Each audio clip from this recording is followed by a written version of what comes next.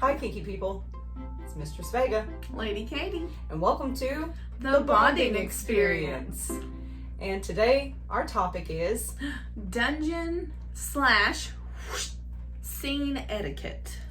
We've spoke on etiquette before, but tonight we're going to go a little bit more in depth. Yes. There's a new generation coming up. TNG, the next generation is up and coming. And with that, we have noticed some changes and improper dungeon etiquette. Rule number 1 of any scene dungeon etiquette: Do not touch. Don't touch people. Don't touch any toys. Don't touch nothing unless you bought it and it's yours, or it's collared to you, or you brought it with you. So I left a room one time, came back to people playing with my toys. Not even like in a scene, sword fighting with my toys. I can understand if you were new and you wanted to like pick up a flogger or a whip or something and see. Still need to ask, because some of these whips cost $300-$400. Some of the whips cost $10. Some of them, are priceless because they were gifts. I have one that is my daddy paddle that is actual memento from my childhood. So please don't touch stuff that doesn't belong to you. Okay? I had a whip stole once, Yeah. and it was a very costly whip. Things can get even muddled when you're scening in a community setting. Things can be left and things can get mixed up, and that's an honest mistake. Yeah. But don't touch what isn't yours. Or if you see something left over, go to whomever is in charge of the party or one of the DMs, and I'm sure that they know a lot of the players enough to where they can seek out the owner of the toy. A DM is not a dungeon master, by the way. It's a dungeon monitor. And I was a dungeon monitor for a long time, along with being a service top, and it's essentially what you think it would be. It's kind of like a bouncer, kind of help, kind of all kinds of things encompassed into one thing. They're the people that you go to if you have any questions. They monitor the scenes, they monitor the safety of others, and they're there for you. Next would be Don't interrupt scenes. Please. Oh my God. That is the most annoying thing. It has happened to me since day one. Don't get me wrong. I appreciate when someone wishes to offer me something, but when I am in a particular headspace, now, this is a sidebar from that. When people say that they're in a dominant headspace, I can't relate to that because I am a dominant. So I am always in a dominant headspace. However, when I am in a headspace where I'm playing and you're trying to interact with me while I am focused on the bottom, and I am focused on the bottom's breathing, the way that they're moving, even their heart rate, I notice little things because we'll grab or we'll hold, and we'll find out certain things about them. We're trying to interact with them. A lot of the time, it's loud. There's people chatting. There's music playing. So you have to be 100% in it. Also, if you're co-topping, like she and I were co-topping the other night, and there was an instance where someone had came up and tried to interject while we were playing. Now, were they trying to be rude? No. They were just not educated on proper etiquette. So that's why we're doing this video, really. I had another scene this wasn't a demo. I was showing someone how to do a particular skill. And when she says demonstration, yes. So we do scenes where we'll actually show people. Then you can ask questions and interject and stuff like that if it's a demo. If it's a personal, but this was a personal this is a personal scene that I'm topping for, and co-topping essentially, and we don't need people coming into the scene at all. Because there's a lot, like she said, there's a lot of things that go into a scene. You have to watch if their hands are tied up, if they're getting correct blood circulation. You have to watch to make sure they're not passing out or going nonverbal. There's all kinds of things. And then medical play. It takes it even further when you're doing medical play. And we will do a video on that. Yes, keeping things sterilized, keeping people out of the area to keep the things sterilized. Stay back from scenes. You're more than welcome to view, but no interacting, no touching the people. Especially if there was no consent given beforehand from the dominants or submissives.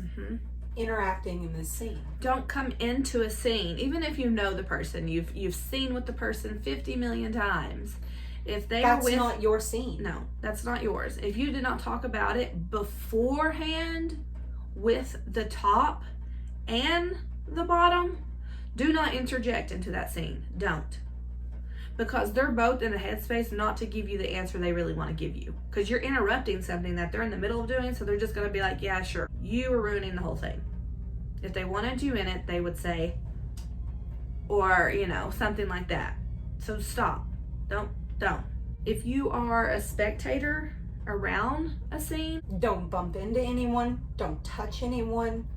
Don't breathe on anyone. That's not your scene. Be aware of what scene is going on. And your volume. Yeah, because like single tails. Like we had single tails out the other day and we were in a small area. If someone would have walked behind us. Low ceiling. So yeah. we had to maneuver around. Yeah, so watch if you're a spectator, watch when you get up because you could very well get hit. We have to be aware of our surroundings. Don't make yourself part of our obstacles. Yeah. Mind your volume. Yeah. Mind your communication. Don't be over there cackling, like a hyena when there's a serious moment happening between two people. Use common sense, please. Yeah. If you're new, watch. Observe. Take it in. There's her style and my style. We have some similar aspects when it comes to like impact play, but how she service tops and how I service top is completely different. Go to events, go to parties, go to dungeons. Just sit back and take it all in. See what you like, see what you don't like. And then afterwards, ask the people. When you're interacting, never assume that someone is what you could just see them on the surface for. It becomes a challenge to newer people in a sense where they feel like they have to assert themselves, or they may feel threatened by a particular aura of herself, me, a certain dominant, whatever. You do not have to sit here and puff up like a crow's cock. You don't have to. Because we could care less what kind of dominant you are. No, if you're dominant, as long as you're a safe dominant, yeah, we don't give a shit what kind of dominant you are. And we will not boss you around if you're a submissive. If you're new and you're saying hello, don't assume who we are. Treat everyone when you first meet them vanilla. Equal respect. When you're coming in the door, don't lie on forms if you have to fill them out. Read the forms. Show your real ID. I remember there for a long time when we had our very first club, people were writing down fake names like Minnie Mouse and all kinds of things, trying to get away with it. Don't do that. It's dangerous. It's stupid. You're fine. If you're there and everyone else is there, guess what? You're there for the same things. Yeah. So just put down your legal name just in case anything does happen to you. You could go to the bathroom and slip and hit your head on the damn toilet. I mean, it could be completely unrelated, and if somebody has to get you to a hospital and they pull your name out of a chart to find out if you're brand new or something like that, and these are safe people that do take the money and everything like that. They're not just random people that we pull off the streets to handle important these are things seasoned like members of the community that do get assigned that job. Our society of BDSM is around honesty, communication, integrity, respect, all that. So our secret identities are important to each and every one of us, and that's like a line we don't cross. If you notice, we don't speak about anyone personally except our own relationships. If you do join this community, secrecy, anonymity is key. When you go to these parties, don't be like, oh my god, someone's gonna out me. If you see somebody there that you know, guess what? They're in the same kinky shit you are. And they're thinking the same exact thing. Oh, fuck. No, make friends, man. I've had this happen actually multiple times. I go to church. We're in the South. Couple ladies at my church found out that I had a FetLife account. Asked me about it. And I was just like mortified. They were like, we have FetLife accounts too. And I was like, what? Oh my god, you gotta come to parties with me. And so they started coming to events and parties with me. And then we'd go to church on Sunday. When you go to dungeons, don't touch. Be on your best behavior. Listen and learn, and have fun. There's different levels of protocol in every environment, but if you see dominants speaking to other dominants, or you see things like that, even if you're yourself a dominant, don't necessarily interject. Use common courtesy and common sense. Don't eat food around a scene. don't do certain things that would be considered gross or could contaminate the area. Yeah. And always clean up after yourself. Always clean your equipment when you're done. If you can't clean it, ask someone politely. Say, hey, I need to take care of them. Do you mind wiping this off for me? Things are too gross, and especially with COVID going on. Something I don't ever see, sanitize your toys. Yeah, especially if you're going from one to another, unless it's your personal property and you're submissive and you're playing only with them in the evening. And even then, I mean, you still want to have upkeep on your toys. But if you're topping multiple people or you're doing certain things, please clean them. Cleanliness is next to godliness. And we all know BDSM is... We're all gods and goddesses here. Absolutely. Keep your shit together. Please. Don't have your toys laying out everywhere. Your mess is not my problem. When you're done with the scene, try to get them cleaned up as fast as possible. Other people want to use the equipment. And always ask before you go and use a piece of equipment, be aware of your surroundings. Yeah. A lot of us, we don't do drinking and playing. There's some people who have a few drinks to relax. Cool, whatever. But if you see someone drinking and they're getting excessive, do not play with them. Don't let them top you. Don't let them bottom for you. Because they're not in a sober mindset, and the same thing goes with any form of narcotics. Be aware that no matter where you're at, it's still an illegal substance. You will get kicked out. You will get in trouble for these things.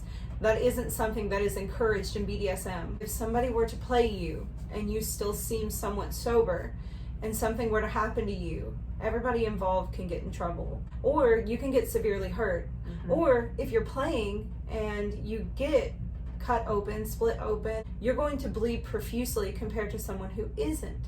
Yep. That's why we ask if you're on anything, or if you're on blood thinners or medication, or if you have anything going on. If a scene top or a service top, if you're going to play, does not sit you down or talk to you beforehand and negotiate out the scene, do not play with them. It's very dangerous. Yes. Also with intoxication, these places that are allowing you to come in and play and hosting events and stuff like that, this is a secret society basically. Most of these places, other than some of the larger cities, this is it could be considered illegal. Yeah, it could be illegal in some states, some cities, you never know. You have to look up your state's laws. If you're getting drunk and causing drama with your boyfriend and the cops get called, everybody's getting in trouble. You're ruining it for the whole community. Don't show your ass. Don't ruin the fun for everybody. Because guess what? You're never going to have any fun again, because everyone's going to remember that and no one's going to want to have you come back. And if places have particular dress codes, that's another thing. Ooh. Be mindful of the dress codes, please. And a lot of them will say vanilla to the door. So once you go inside, you can be butt-ass naked. You can wear full latex. You can wear jeans and a t-shirt. You can wear... Unless it's higher protocol things or stuff like that. Different places will have different dress codes. Don't sit there and try and cherry pick things because maybe you don't have that particular outfit or you don't have a certain level of style. If that's the case, save up and get something nice. Or just do your very best. Be mindful when you RSVP to things too, because people actually take head counts into account. Yes. Don't cause drama.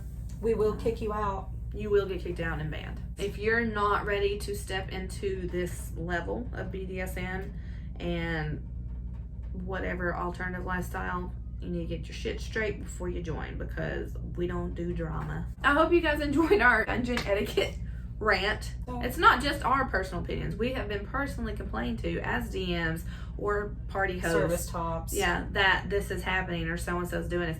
Oh, I forgot one. Pictures. P.S. Pictures.